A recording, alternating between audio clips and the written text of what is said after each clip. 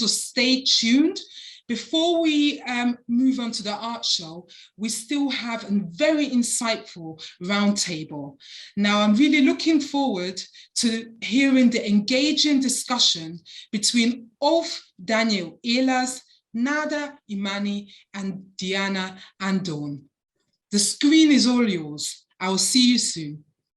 So welcome back from my side, and I'm honored to act as a moderator now as of our roundtable discussion. And I think we really have distinguished experts about the future who can talk to discuss the future of education.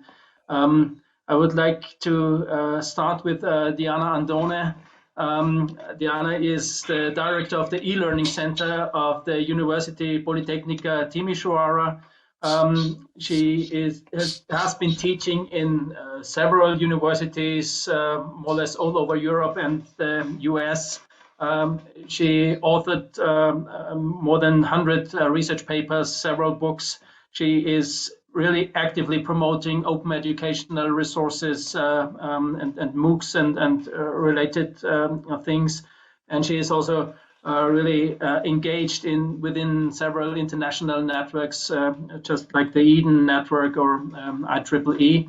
So very warm welcome and many thanks, Diana and Andone, to discuss with us today. And I would like to start with a very open question to you, and I'm sure you could give probably several keynotes on this topic, but just answer, please, very short in a nutshell. What is your vision about the future of education? What will come next? Welcome, and thank you very much, Hannes, for the nice words. That's a very, very tricky question. And I would like to, for example, to start probably from what the first keynote speaker has said, Favaro, that for him the future of education is unknown. I will say probably it's quite like that, also in my opinion. But I have some strong beliefs, which probably comes from the work and the research and the actions and the reflection of the last 25 years or something like that, is that I strongly believe in openness.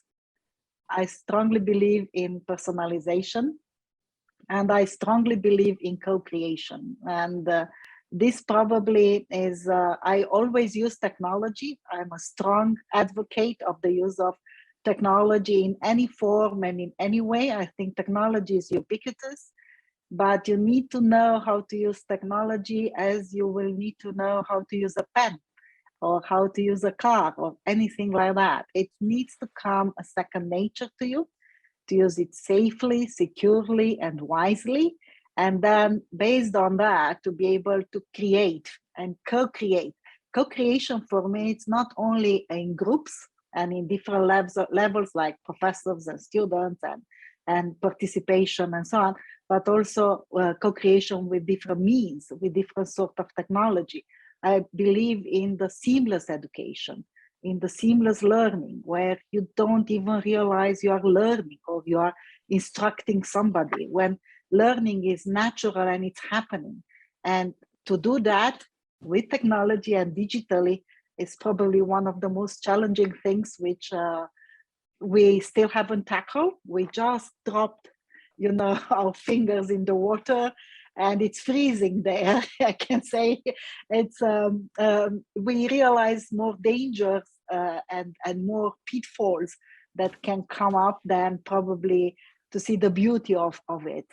And I think we need to look more into the beauty of using seamless, open, co-creation learning with the support of technology, and then to really encourage it. So that's a very long answer, which probably has a lot of ideas in it, as you mentioned it, but that's what I will say.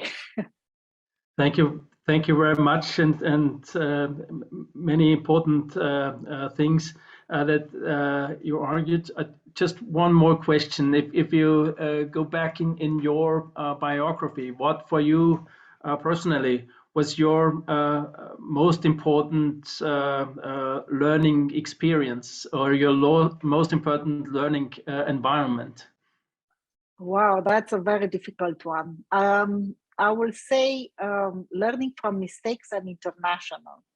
I learned a lot from mistakes, and not only my mistakes, but also looking at others, either people or institutions or something like that mistakes, and also being fully immersed in international. I will just say, you mentioned that I'm a leader of a great team. In the last 25 years, we built sustainable, teams and education and learning systems and environments. And that's based on people. I strongly believe you cannot do it without the proper people. But to find out and to identify the good people, you need to give them experiences. One of the features which I like the most is to pick up or to identify those which immerse in different environments, challenging environments, and this will be always, in my perspective, international. Get a student, send them in an Erasmus grant somewhere. I was like that in 93, 94. Imagine 93, 94, coming from a very communist and social education system, sent in Finland, and then sent in England, and teaching and learning in the same time. That probably changed my perspective. And that's something which I encourage everybody to do. Go outside of your comfort zone, go as far as possible from what is your normal learning experience and learn there, and try to immerse yourself and do it as much as you can. Leave the comfort zone, make mistakes, learn from them. I would like to go further to Ulf Daniel Ehlers. Ulf is, I think we can say, at least in higher education, very famous learning innovator. He's a full professor on educational management and lifelong learning at the Cooperative State University in Baden-Württemberg in Germany. He was for several years the vice president of this university. He founded the Next Education Research Group at 2017. And I think it's quite a rapidly growing group, doing a lot of very exciting things. His research on especially future skills is highly acknowledged, and I think the ebook got more than 100,000 downloads, if I'm right already. And Ulf is also very active on European levels, and for instance, as a vice president of Eurasia, and just to mention a few. Ulf, what do you think, or just tell us a little about your experience of your work concerning the future skills? What is important for the future, and if we know what is important, how can we teach? How can we educate these future skills? When I think about my son, then it always appears to me that we do not know a lot about the future. He's now 10 years old. He came into the school, the first grade, in 2016, and he will leave high school in 2028, and if he continues to university, he will probably graduate with a master or whatever degree we have then in 2034, 2035, and then he will start to work. And this is, if you think about it, this is now 12 years from today. And if you go 12 years back, you come to the year 2010. And think about it. In 27, the first iPhone was sold and invented and sold. And what has changed since then? How do we go through our day? How do we go through our life? What is the substance which knowledge is bringing to the solution? And where do we, to the solution of problems which we face, and where do we obtain this knowledge? How long can we use the knowledge which we have acquired in a certain context, for example, in the 5th grade or in our study programs? How long can we use it still until we need to learn and relearn? And it becomes very, very obvious if you think about this kind of thought experiment, that we do not know really much what will the world look like in 2035. So when you take this as a basic assumption, you realize that while we are very good in higher education to teach our curricula, this is what we can do very, very well, to teach knowledge, we are probably still have a lot to do in learning how to teach how students and graduates can deal with life challenges, can be in this world, can Otto Scharmer, the famous thinker of Theory U, calls this how students can develop vertical literacies.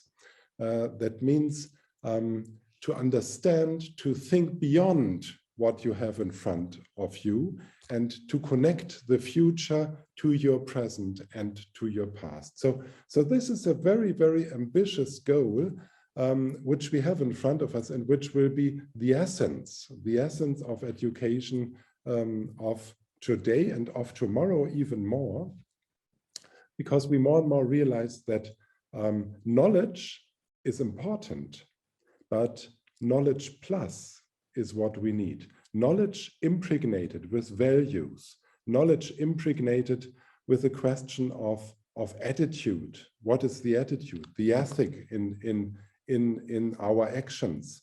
The students which I taught this morning, they will be the ones who in 7 or 10 years will be in the position to take decisions of how society will evolve and will develop. And we need to take them on board to understand that there is no ready-made solution. There is no safe answer for safe questions. We need to understand that we need to deal in higher education more with questions for which we do not have answers, actually. And this is, I think, what the essence of the future of education needs to be. As an educationalist, I'm a professor of education. I'm anyway convinced whatever we talk about in educational technology or higher education, learning is always self-learning. The learning is always self-learning. It's always a subjective and a self-active process, so to speak. And this is very, very important, that we in our institutions, in our organizations, that we overcome this illusion that it is teaching which leads to learning. It's not teaching which leads to learning. It's the learner which wants to engage into knowledge. That is what leads to learning.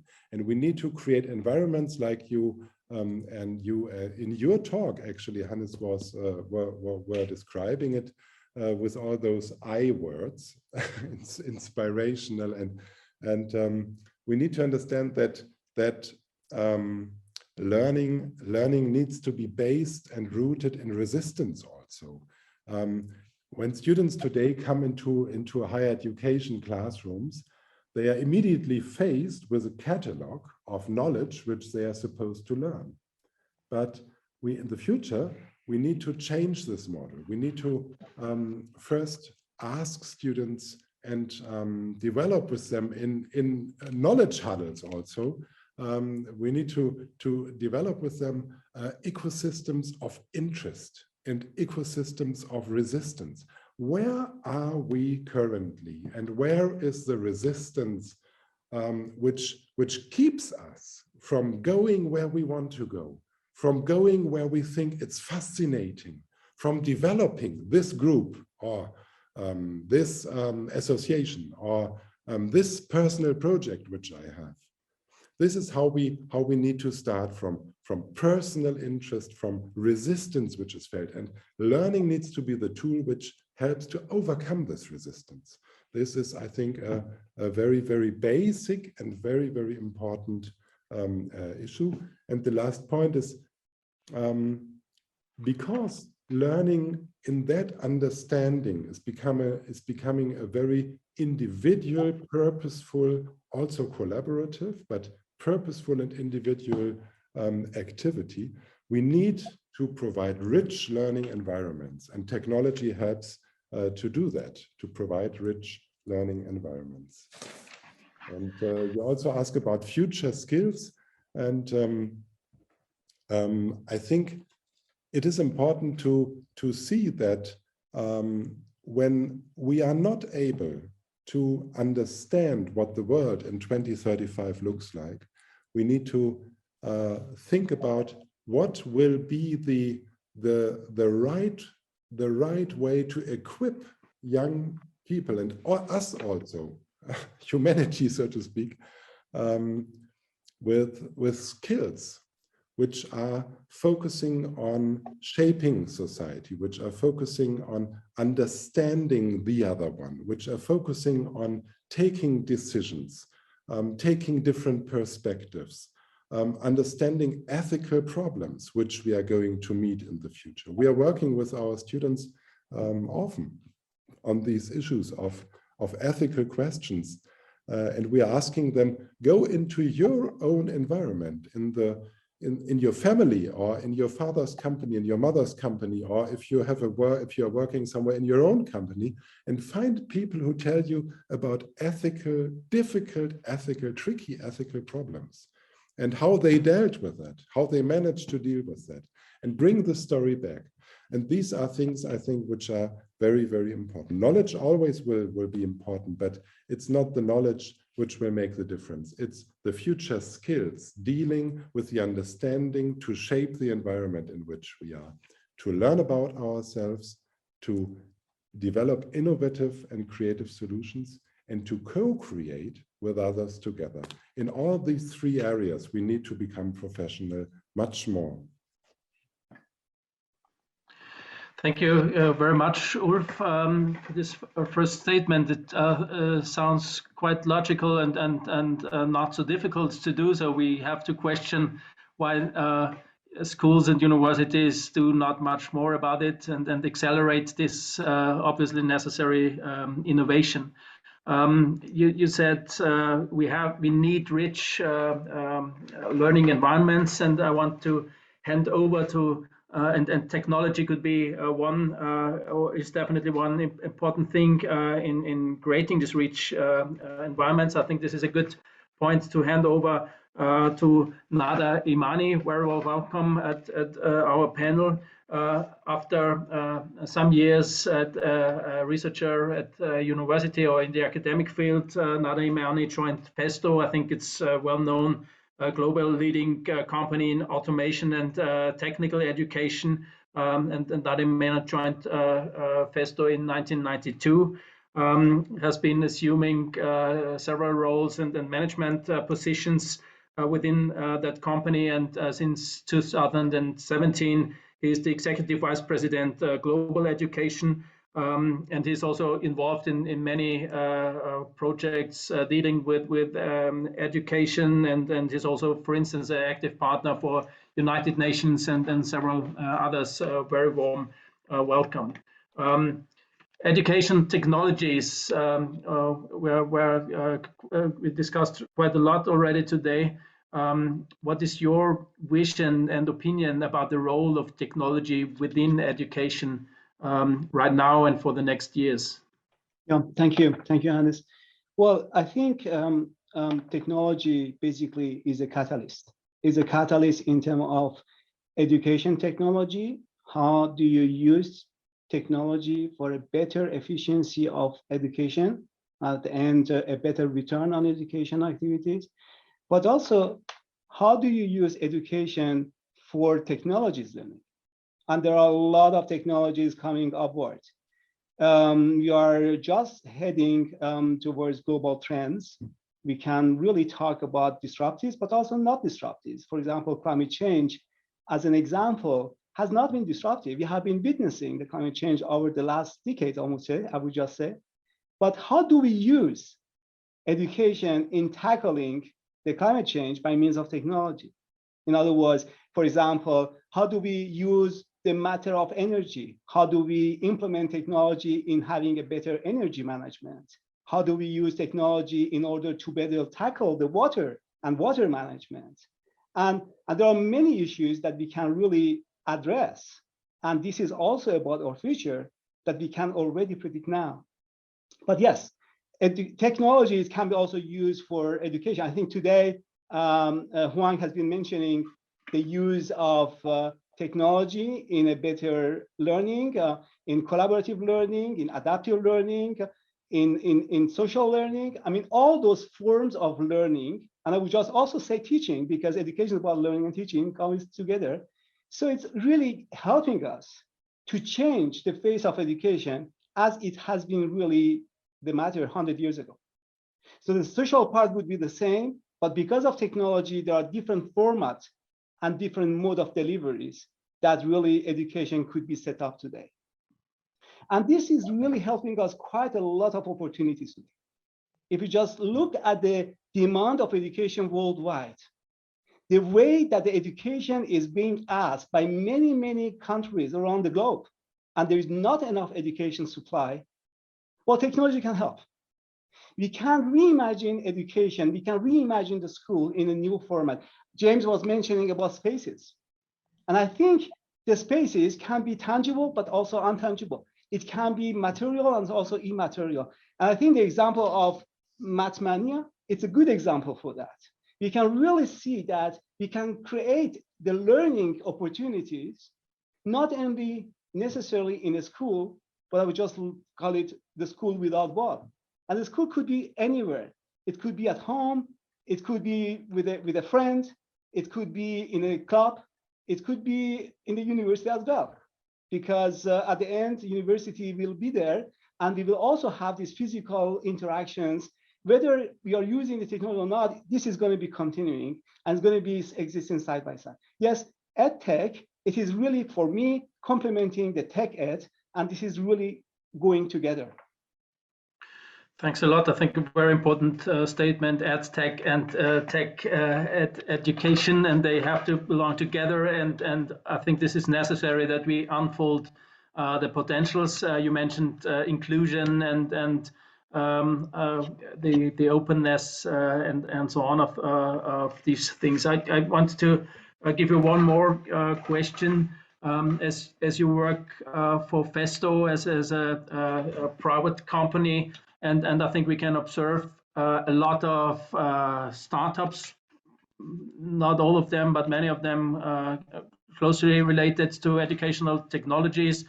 We can also observe big companies and I think even mid-sized companies who definitely have more or less their own activities in education and so on. So I think we definitely have to question the role of schools, the role of in universities and higher education institutions. What is your opinion on that? As yesterday this colleague from Barcelona mentioned, degrees history. Are universities history? Well, I would just say, or I would rephrase it. I wouldn't say degrees is history, but I would just say degree is not enough. And we don't want individuals and let's say part of the societies and citizens that are assuming their roles as a citizen in a society. And yes, education in the university would always be there. This is my personal opinion. And again, we are talking about the future. We are not talking about the future of 100 years. We may talk about the future of 10 years from now. And the question is, what is the role of education, university in the near future? For me, university will be the place where people will get together. So the function is maybe changing, but the existence of university will not disappear. So the social interaction will still be there. I think the beauty of that is that us, the human, we are social beings, and we will never ever replace these social interactions by just a pure virtual interactions. So we may also have substitutes for those interactions, like the kind of interaction we're having right now. But this is also a kind of medium, and I think that interaction in the university will existing there. I think what Ulf has been mentioning is also very important. We need also to be able to make the students as the people that are really capable to solve the unknown problems, the problems that are not really necessarily known today, but it's the attitude of the citizen when they are really joining the life. And of course, what is also very important in the way that university and schools have to transmit the future or promise the future to the individual is also the attitude of learning to learn and learning in a continuous manner.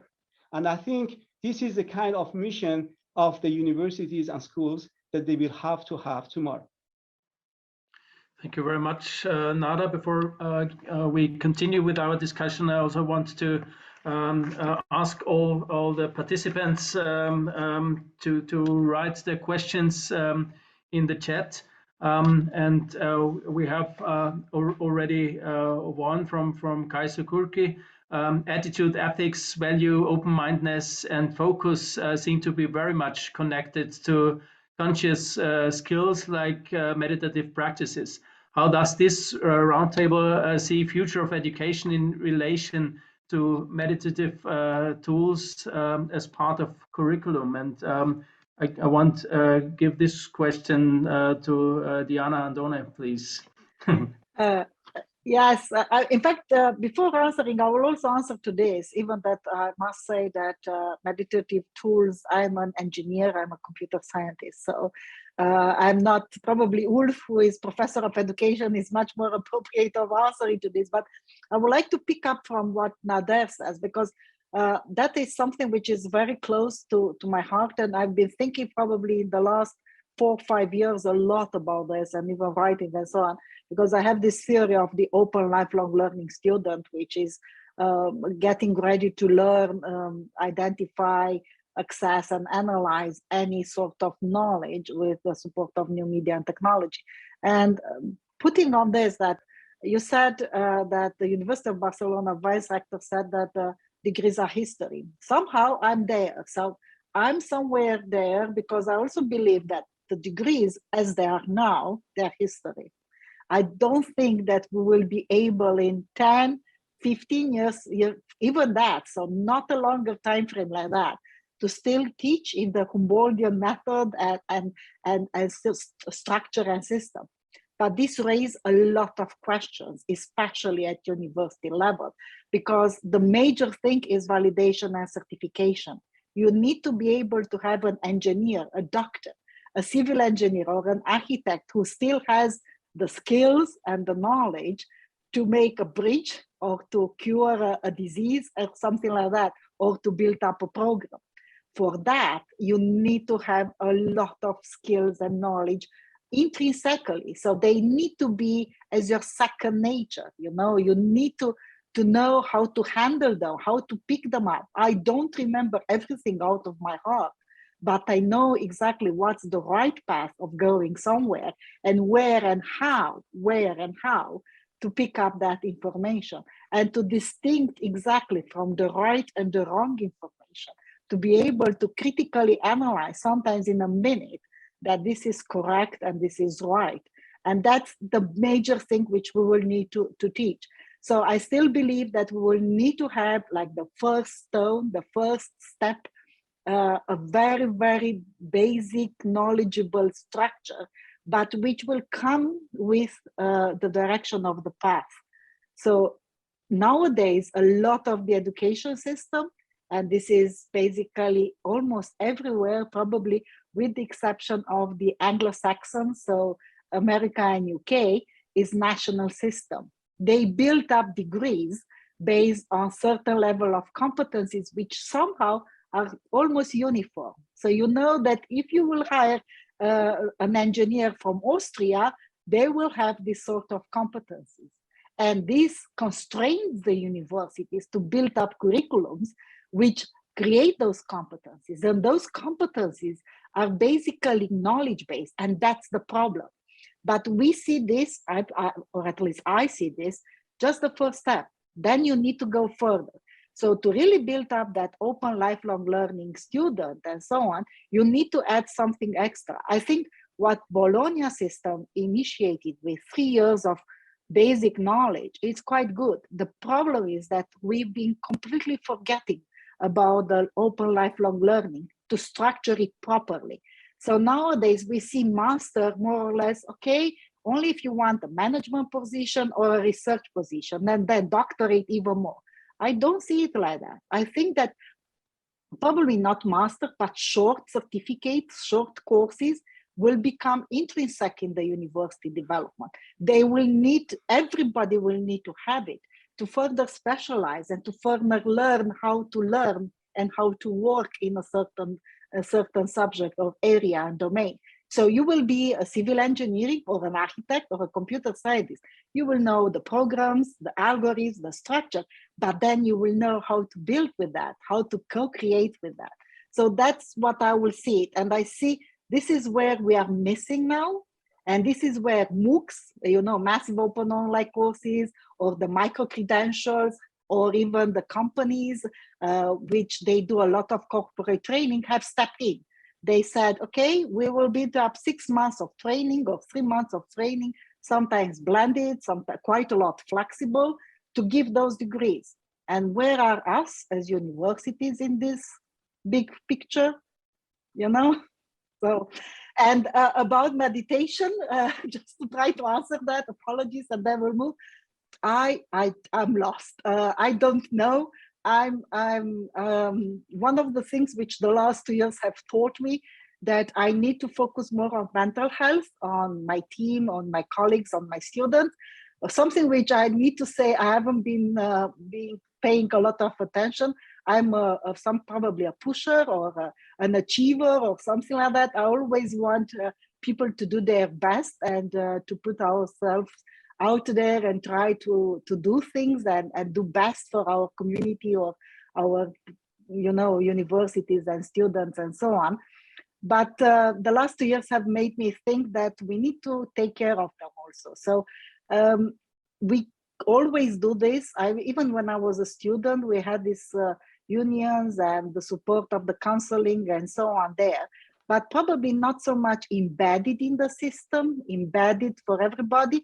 You need to have a bit of courage to go there and take it or use it. And that's something probably which we will need to do. Like usually good professors, and I do that also, you ask your students even online or before that, how are they? And you try to connect with them. You immediately identify those which are struggling and you try to give them more support and so on. And this is coming somehow automatically for any good professor, or in fact for any professor. But probably we'll need a bit further than that, but it's out of my comfort zone. I think meditation and mindfulness and so on, this would be probably another panel discussion with a lot of questions involved and then several domains and so on. But maybe the easiest way of it's not yet meditation, but a very important competence in this age is to stop and to switch off all the things. And you mentioned the problems of students, and I think also of our staff members, especially in this pandemic. And we all sit for hours and hours and hours just in video conferences and so on. Even much more in online meetings than we had on-site meetings ever before, and maybe meditation would be a good point at this point. Before I go to some more questions from the chat, I want to hand over to Ulf. I think he wants to react directly to what Diana said.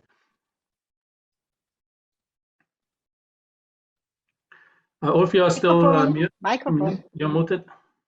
Yeah, thank you. Exactly. I wanted to share that I was actually coming across a project in Germany which is called the Mindful University just 2 weeks ago. And what they do is actually, of course, they are offering courses on mindfulness and meditation, but they also offer teacher training, and they have a big research group on this issue. And that was interesting. because what they do is really they do research on several issues like learning and meditation and working and meditation and developing competencies to becoming a professional in meditation and how it helps you and so on. But what I wanted to say really is that we had a project 5 years ago, and started our project actually on future skills 5 years ago. And it started with a striking story and really astonishing story. And this story was that we went into organizations which we considered really forward-looking, organizations where people were working from which we were thinking they were really, you know, they had a good organization development, they had very clear competence understanding and so on. They were good companies, good organizations, also public companies. And we came across an issue again and again and again. And they were saying, you know, you as a university, you have the function to fill the student with knowledge. And when he comes to us, we are going to take care to teach them what they need to be able to do. And the first time I heard that, I was a bit, you know, frightened. I was a bit astonished. I was a bit finding it funny also. The second time I heard that, I thought, that's interesting. Is that really the secret, so to speak, separation which is going on? You know, that what we do in higher education is not making students fit for leading the future organizations. Interesting, aha. And we were doing then some further research, and we were always asking the people the same question. We were always asking the question, what do you believe are these skills which students or which members of your organizations need to lead your organization in the next 10, 15 years? Yeah. And we also ask them, what are successful ways to teach and support them to develop these skills? And we always also ask them, what do you expect from universities actually? Yeah? And they came up with very, very clear ideas. And we were amalgamating these ideas into what we call our future skills concept, and it's all open access, published. It is under nextskills.org, you can access it. And the interesting issue is that within the next 5 years in Germany, 15 more future skills studies by McKinsey and Kienbaum and whoever else, you know, have been conducted and published in very, very different methodologies also. And worldwide, almost 40 future skills studies. And when you look at that, and you try to understand this movement, what's going on there, you know, what's going on there, because what's happening there is a debate. It's a debate, it's a negotiation. It's a negotiation. What are we in the future charged with to do as an institution, you know? Are we the ones which are developing the book knowledge to our student, and then they're going out and they do a 2-year training internship, and then they start working in the company with Bosch or Siemens or HP or SAP or whatever, you know? Is this the model it is going to be? Or are we the ones which are managing to turn the wheel and provide environments in which the future innovators are growing, in which those students are growing, which go out into society and which find the system crack, the crack in the system. To find the crack in the system is very difficult, you know? If you go into a hospital, if you go into a kindergarten or town hall or in a company where you're working, you know, you're constantly dealing with systems. And can you find the innovation need in this environment? That's the question. Can we teach students to be the finders of innovation needs, of the cracks in the system, those positions where things don't work, you know. And in order to do so, we do not need knowledgeable students. We need students with action dispositions. That's the education expert term for that. The disposition to act. The disposition to act is made up of knowledge, of an attitude to act, and of a value to act, and of experience also. So these four issues come together into a disposition which then enables you in a given situation to understand and to see something.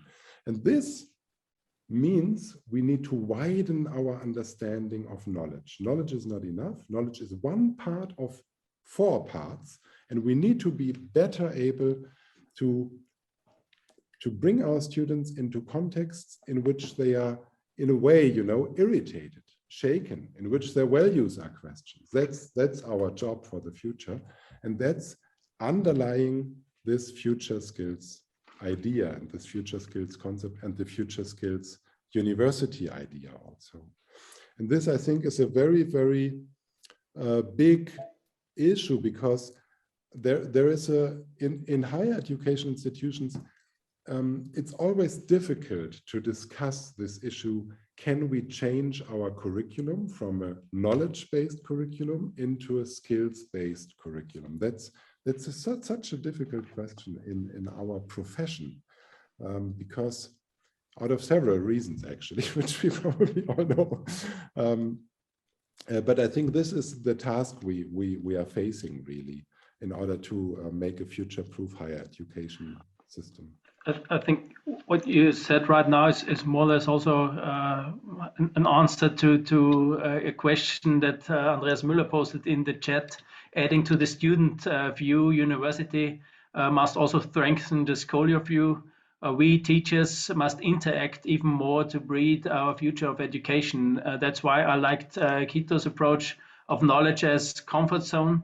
Let's move us educators into the uncertainty of curriculum, learning space, certificates. How do you think? And I think this was also already more or less an answer to this question. We have another question in the chat from Günther Koch, directly addressed to Nana Imani, and addressing once again this question of inclusion in a global perspective. So Nada, what can we do in order that disadvantaged regions in the world, especially Africa, can be brought up in level of education? Yes, thank you, Hannes. But before answering this question, I would like to echo on what Ulf just mentioned. Yes, it's a right question to say whether a university or school is the right place for knowledge or is the right place for skills, or is the right place for knowledge and skills. Of course, attitudes and values and ethics are equally important. And my personal belief, and for a person who have been on the both sides of the barrier, yeah, I have been educator, I have been working for the university, and then I have been changing to the corporate world, and I have been evolving the corporate world. I do believe that the skills and knowledge are overlapping and continuing from the university to the corporate world. So it is not a matter of, yes, knowledge for is one part and skills is for the other part. I do believe that this is permanently happening. And I do think that for the person that you are managing the dual Hochschule, so the dual higher education in Germany, and the good fame that this model of education has been taking, it is really a matter of proof that this is really fostering and exposing students on this duality of knowledge and skills, which is going parallel side by side. And I would like also to really echo on Diana's statement to say, are we capable to compact or compress knowledge in terms of macro credentials, so that this would be really taken on demand? Once you are joining the professional life, then you are taking what you just need in order to apply it for what you just need to apply, which means jobs and of course your professional environment and life environment. But I would like now to fast and really jump over to Africa, and maybe probably also to many other places like India, South Asia, probably also Latin America, where really the education could be taken in that way. The beauty of Africa and the way that I like really to find solutions for Africa is that the extreme conditions are existing in the kind of situation in Africa.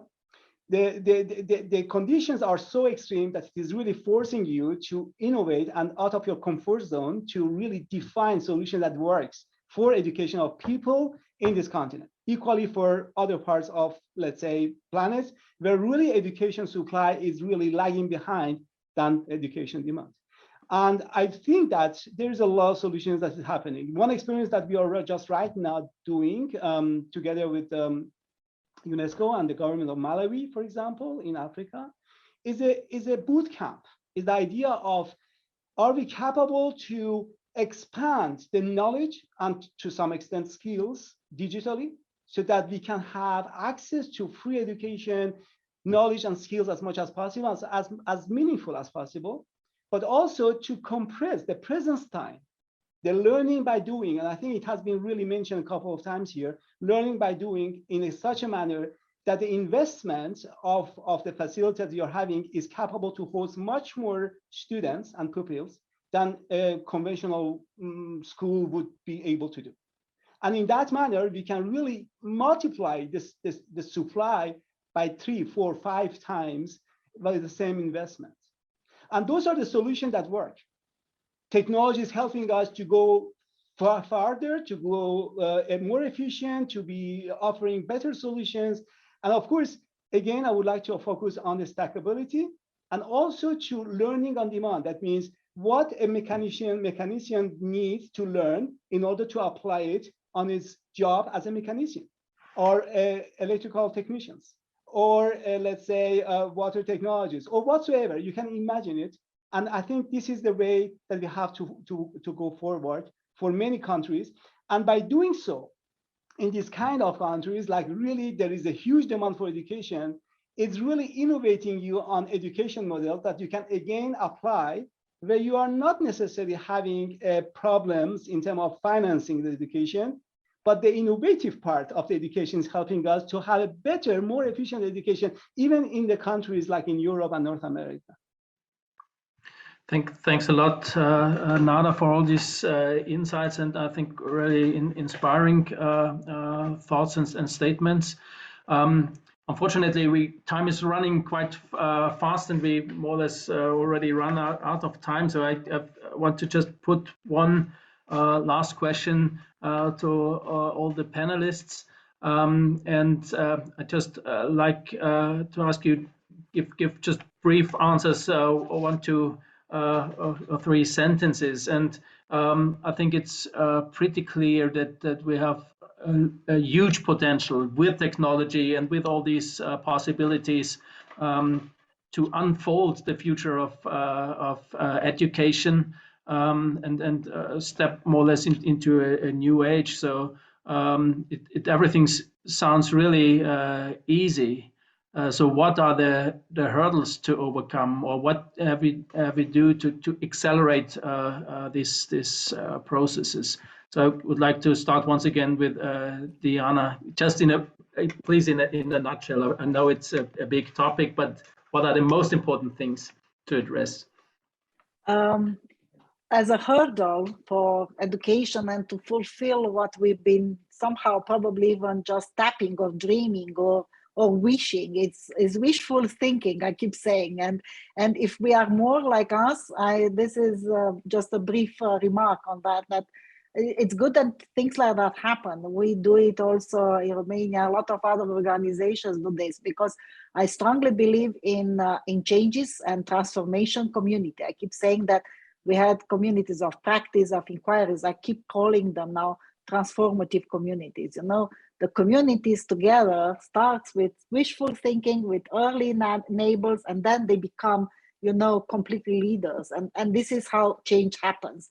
I believe it strongly from bottom up and with small clusters, which then expand and they get together. You know, the snowball is famous on this and on doing it. And as many constraints, I strongly believe on this, that constraints encourage creativity. As many constraints we have, we will do it. And I think that's one of the major hurdle, which I will say, is the constraints in education system. And I will speak again, probably like Johannes, somehow from a management position in a university and by leading programs and education and trying to find the best way where you meet accreditation systems, certification, legislation, financial, technical issues, and your dreams.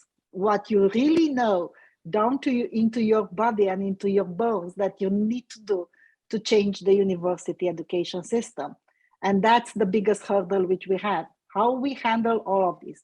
I speak from this perspective, which is usually probably not so top, but it's a lot, because if you don't create the environment and the structure where any simple professor, any simple student can find their own path and choose that own path and learn how to do that own path and feel comfortable into what they are doing and create, as also Ulf and Nader said, that attitude and that learning of the values and of the past, it's impossible. So I see that's the biggest, how to create a system which will allow us to be flexible and really encourage our colleagues and students to do the change, in fact, because that's the biggest hurdle. I keep believing that anything about technology and so on, I've been, starting my first website in 91, 92, so I strongly believe that whatever you do, you will do it, you manage it. We started from caves and so on, and we always manage technology, and we even overcame everything. Everybody's afraid now of the technology overtaking us and the security and safety and so on. Obviously, we need to look into that. But I think the change is only coming. It's not a linear path. It's not simple, and systematic change, that's the biggest hurdle. Thanks, Diana, and want to pass on this question to Ulf. What are the hurdles, and how can we go on with this flexibility we need? Mike. Sorry, I think the biggest issue is we need to connect minds, and we need to win people to go into the future. And there are three challenges we need to tackle. The first one is the future skill turn. That's an important issue. Changing from knowledge transmission to future skills as our main, let's say, objective of higher education. Then we need new learning environments, and we talked about that. That's the second big change. It's about experiential learning. We need rich learning environments. Digital technology has to play a big role to flexibilize and personalize learning, also to multiply learning, like Nader said. We also need to take care, of course, of other countries and to provide a multitude of opportunities, much more than we do. We need to open up education to others. That's the second big issue. And in order to do so, we need to advance also our organizational cultures into. It's a bit like a funny if you're saying higher education institutions need to become learning organizations because they are actually supposed to be professional in that. But I think it's always tricky, with organizations which carry this burden of expectations in them, the medical organizations being those who care for people, the churches being those who, so to speak, to provide the values they are talking, and organizations like learning, like higher education organizations, being learning organizations, there is always a certain paradox in these kind of organizations, and we need to tackle this issue, I think, to become better in that and more flexible. These are the biggest challenge, I think. Institutions have to learn a lot and have as I already mentioned, we have to find this agile management and structures and so on.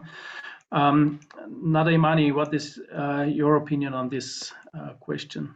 For me, I just see twofold. First would be how meaningfully we are using technology in the learning scenario, and I think this is all about educational science and it's about pedagogical approach. First time I came across of augmented reality, it was in 2001. First time ever, and still we are 21 years later, and augmented reality is not universally implemented in any kind of learning methodology. It is being really taking place, but again, what does it make it meaningful in order to use this tool and learn it or use it for the better learning? I think this is very important to create this technology on the right time. So sometimes we have to continue and try and error. The first social media platform basically has not been Facebook. But because we did not give up and we did use the technology again and again, we just hit the stone on the right time, on the right moment. And I believe this technology has to be continuously and permanently considered and meaningfully use it. For me, the second part or the second fold of that is really the implication of the corporate world in the education. So this is a common responsibility of the corporate world and working life, that education would work perfectly and efficiently. It is a mistake to not consider that education is not a responsibility of the corporate world. And by considering education as a kind of corporate responsibility, you are creating an ecosystem that is really considering education and the outcome of education in such a manner that it would be directly of benefit to the society and also to the individuals that form this society. And this is something that I would like to wish, and I would wish to see that everywhere in the world, not only in the few places throughout the world. Thank you very much, Nada. Thanks, Ulf and Diana, for this, I think, very exciting and at least for me, very inspiring discussion with a lot of thoughts. I think we could go on for several hours discussing all these aspects, and I truly hope that we can continue all these discussions within our several networks. I also would like to once again take the audience to the chat. We had several, I think, quite interesting comments on also the issue of meditation and so on, and all the others. Again, I think we probably need another symposium on this future of education to go deeper in all these questions. And yes, for now, we have I think one or two more minutes and questions and comments. So just I would present this last statement. Primarily, future of education is to give the learners the freedom to learn. I think this is definitely very important. I think we agree all to this. But again, at least in the institutions, we have to question if we're already there. So give the freedom to learn. Second, be a student, not just the learners, but also the teachers to survive in the world of dynamic technologies. I think it's even more the teachers as the students who are really struggling with the technology. Maybe in this case, the pandemic had at least some good side, as the teachers had to deal with the technology, and at least some got used. And thirdly, a hand-holding journey of industries and academics together, I think, is also really true. And it was, I think, one of the big topics today. We need this kind of cooperation and so on. And once again, thank you very much for this and for this discussion. And now I go back to Rita, and we continue with our symposium. Thanks a lot.